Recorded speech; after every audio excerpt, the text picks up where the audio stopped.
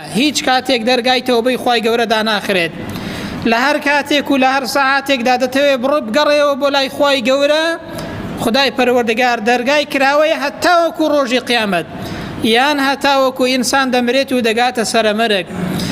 بۆیە پێغەمبەر دەفەرمێ صلی الله عليه وسلم إن الله عز وجل يبسط يده بالليل ليتوب مسيء النهار.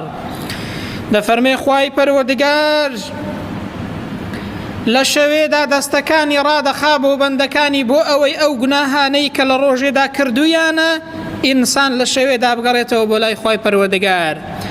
ودفرمي ويبسط يده بالنهار ليتوب مسيء الليل حتى تطلع الشمس من مغربها. فرمايشتك صحيح وإمام مسلم رواياتي كردوا ودفرمي همو روجيك خواي پروردگار دستي رادخات بو بندكاني بو أويكا أو گناه تاواني إنسان لشودا كردويتي بقريته بو لاي خواي پروردگار و إنسان توبه بكات.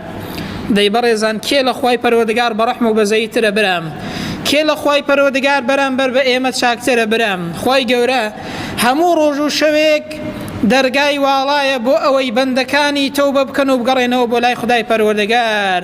لە کاتێکدا ئێمە پێویستمان بە خوای گەورەیە، خوای پەروەردگار پێویستی بە ئینسان نییە برام، بەڵام خوای گەورە بە ڕەحم و بەزەییە، ڕەحم و بەزەییەکەی پێشکەوتووە لەسەر تووڕەبوونەکەی.